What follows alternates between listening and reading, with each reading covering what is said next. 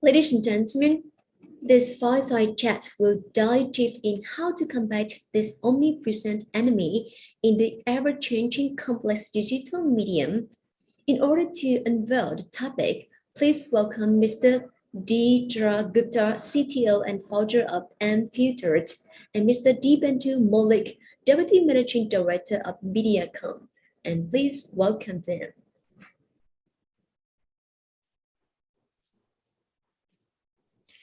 Hi, and glad to be part of this session with Dibindu, and I'm excited to be talking at this forum. My name is Dheeraj. I am the CTO and co-founder at Mfilterate. Mfilterate is focused on helping advertisers save their budget from being wasted on ad fraud, as well as helping them against brand safety.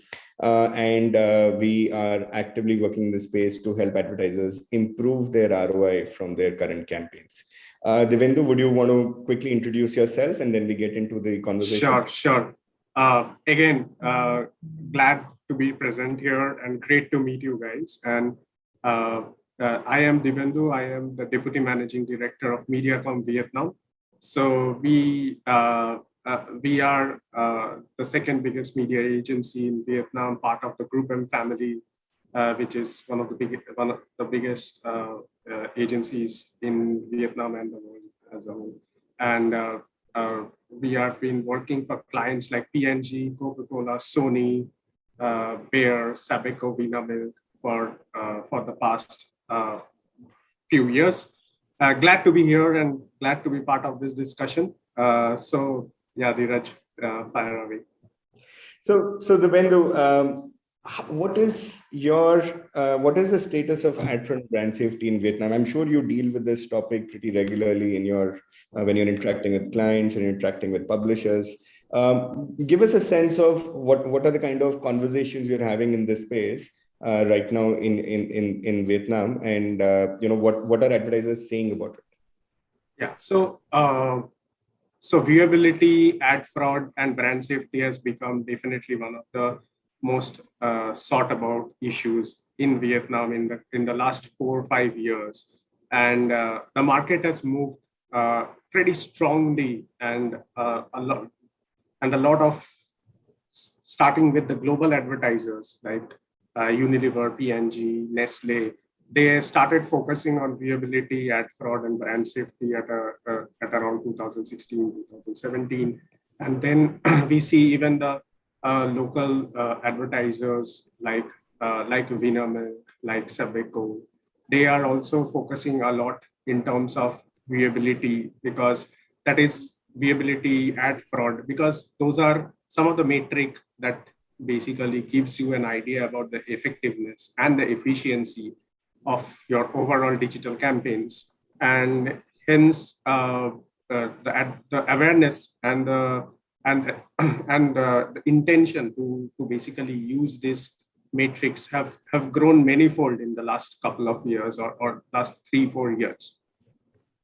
No, very interesting, Devendu. That I'm glad to know that topics like these are now catching attention, and not just from global brands but also local, regional brands.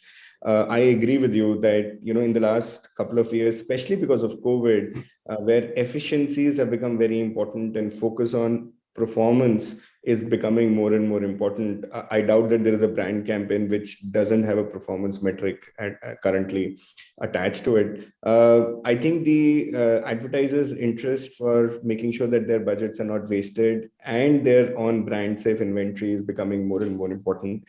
And it makes business sense also, right? If you're spending money on bad traffic, your ROI is not going to be there, right? It's just money down the drain, which means Absolutely. That if you want to focus on improving your brand visibility, your performance, your click-through rates, your visits on your websites and landing pages, all of it will require an active protection against ad fraud, right? Irrespective of the kind of platform you're working on. Sure. Means initially when the VVA started, the whole conversations about viewability, verification, and audience started. The focus was very much on viewability, and for the CPG brands whose campaigns are more brand-led, right, which focuses more on awareness, more on consideration, who has to talk to the consumers about the product benefits. Viewability still remains a very important metric for them, and understandably so, because it is they are talking to the client, they are talking to the consumers about the product, about the brand. It is essential for them to at least have the viewability in place so that they are sure that the consumers are seeing their ads.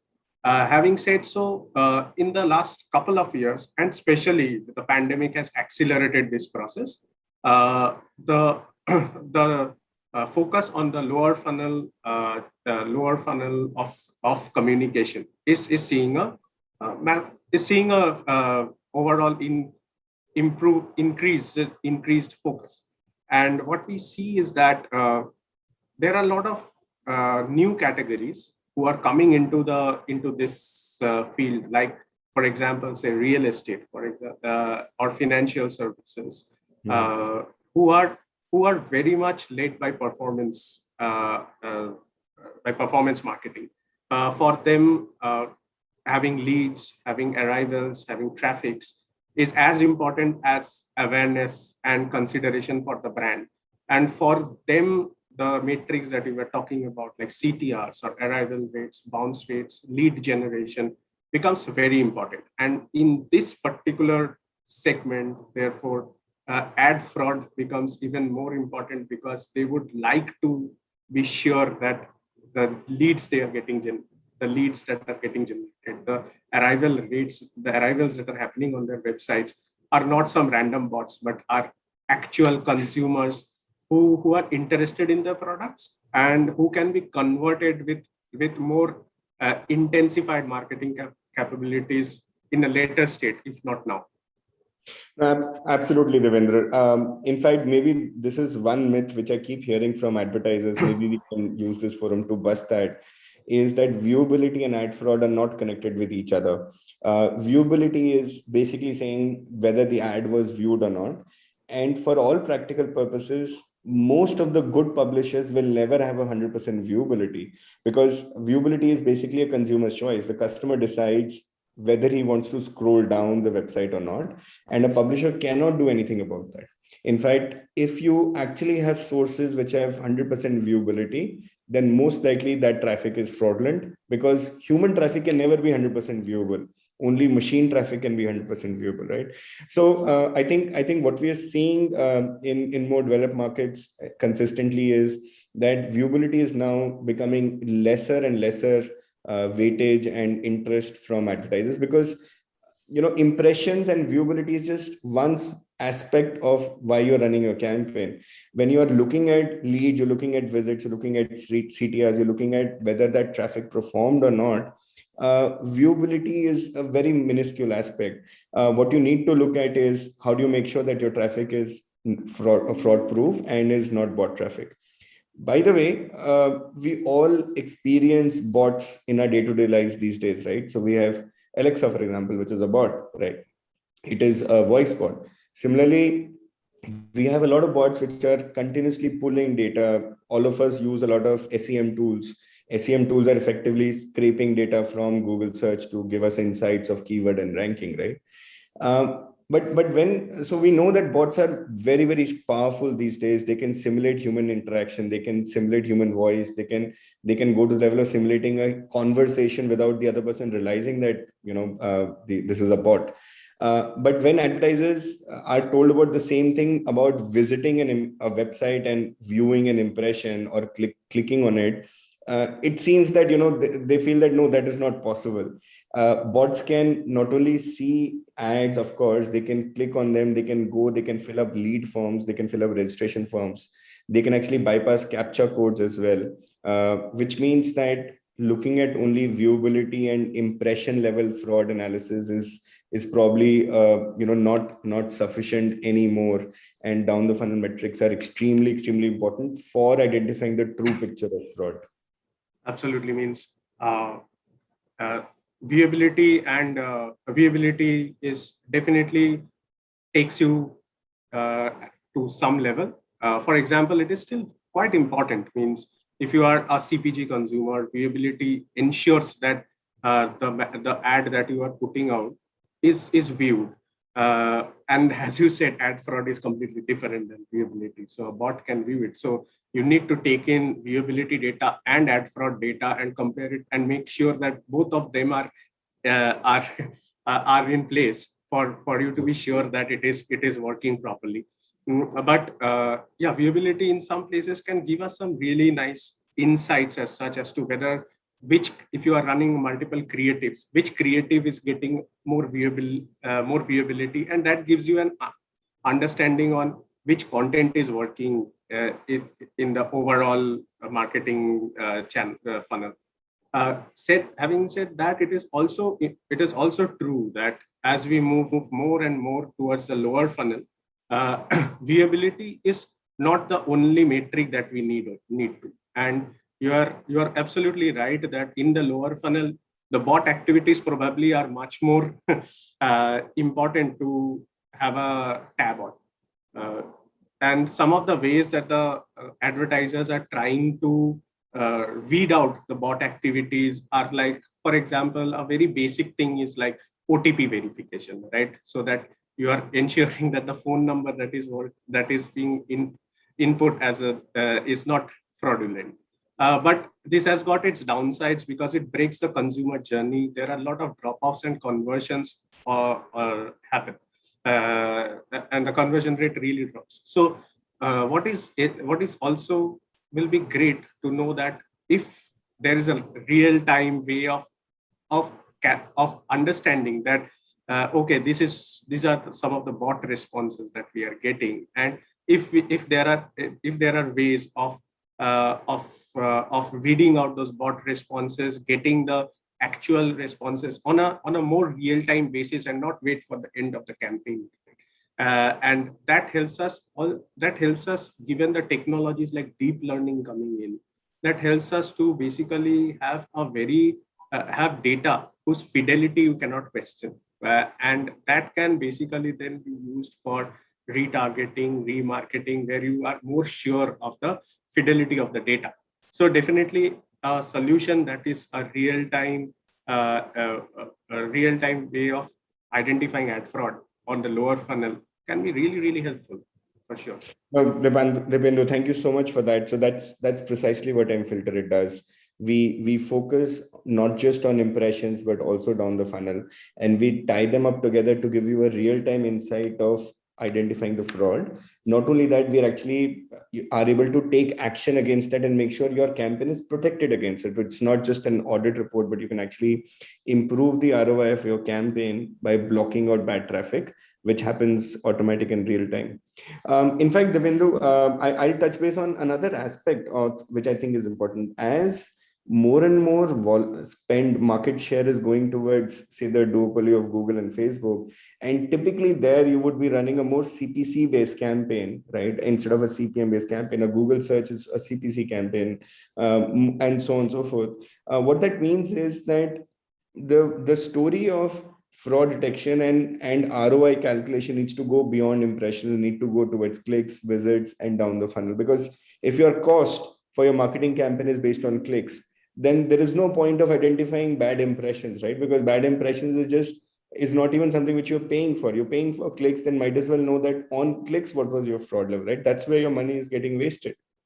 If there is a bad impression which didn't result in a click, then there is no harm, no foul, right? You didn't lose anything. That's another way to look at it. And that is basically how your campaign is set up and what are the objectives of the brand also, right? Because a lot of CPG brands, their objective is very clear cut. It is about reach, it is about frequency, it is about driving awareness and consideration among the consumers. And for them, those impressions needs to be not bad, right? So that needs to be settled. But of course, means with the pandemic, with e-com getting much more part of our new normal, definitely a metric like ROAS becomes a very powerful metric when you are trying to basically drive traffic, drive online sales.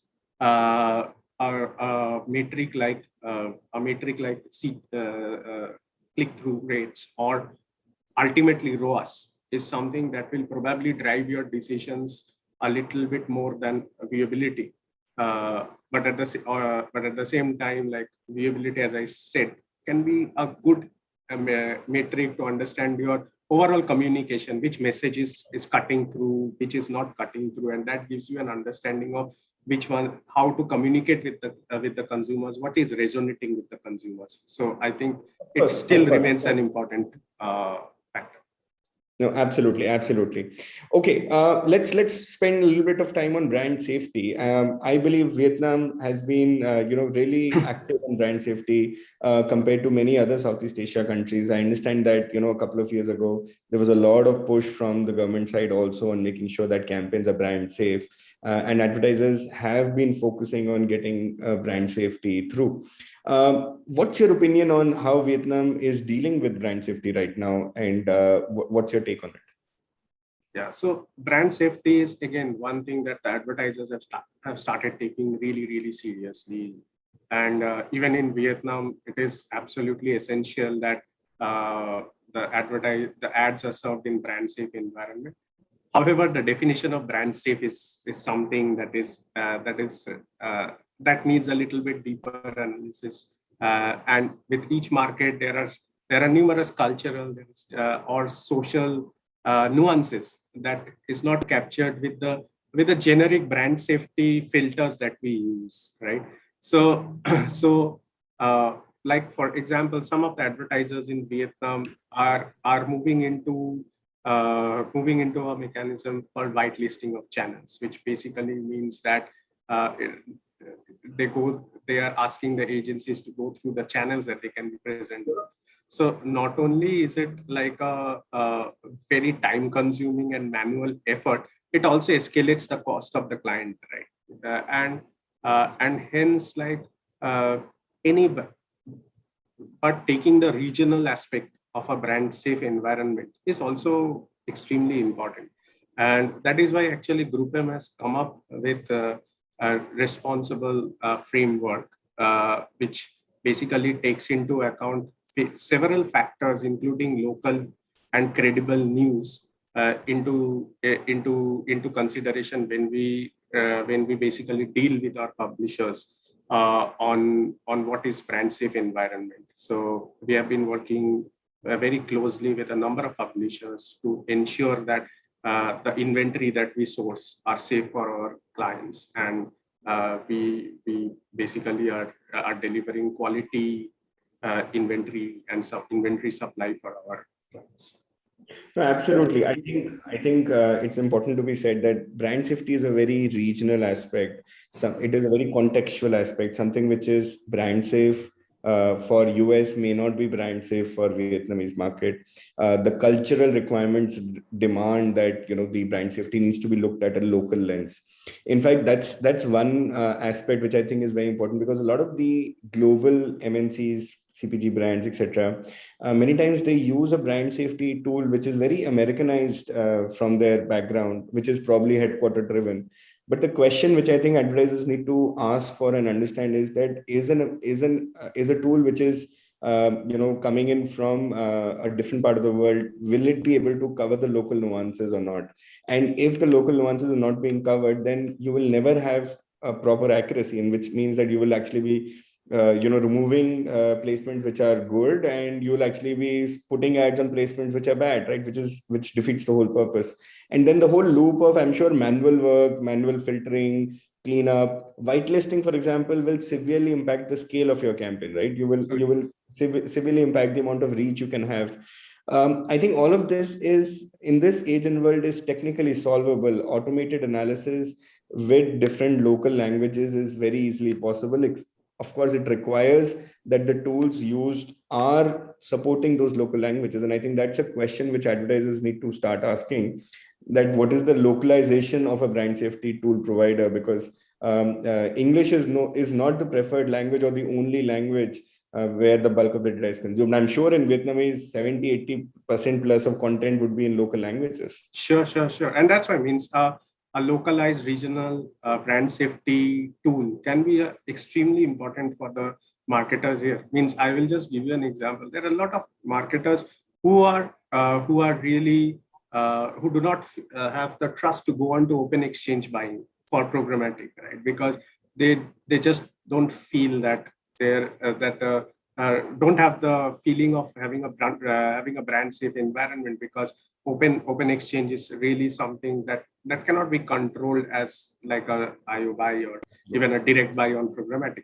And having a localized tool that understands the nuances of the market and basically customizes the brand safety according to the market will basically open all these opportunities and drive efficiency and effectiveness for the marketers in a huge way. No, absolutely. Thank you so much, Devendu, for that. I think summarizing, ad fraud and brand safety are two very important aspects. Digital campaigns need to be fraud proof and need to be brand safe. I don't think anyone doubts that anymore. Sure. The only question is that, are you implementing the right tools and looking at the right metrics for yourself? My recommendation is, please consider down the funnel metrics. Please consider down the funnel information beyond an impression. Of course, if you're a heavily brand oriented customer and heavily focused on only reach and visibility, then of course impression and viewability are important. But apart from that, I think for almost all advertisers, making sure that down the funnel information is looked at and tracked and identified for fraud traffic can improve your ROI and ROAS very, very dramatically. Similarly, for brand safety, I would encourage advertisers to really consider and challenge whether their tools are localized and have the regional context, because brand safety is a regional aspect. It cannot be a Western influenced analysis, because each region has its own acceptability of what is right and wrong. With that, I think we're out of time. Devendu, any last points from your side? No, I think you summarized more or less what we discussed. Like, sure, means as we move more into the lower funnel data, looking into our ROAS or conversion is becoming more and more important. But as you touched, like for clients who are still brand-led, viewability remains a very important part. And as we said, that brand safety, any localized regional nuances need to be taken into account, and that helps any marketer to feel much more convinced to use any publisher and open more possibilities. Great. Thank you so much, Devendu, for your time. I think it was great interacting with you, and all the best in having this conversation with your advertiser clients. And thank you so much. Thanks, Dheeraj. Thank you so much.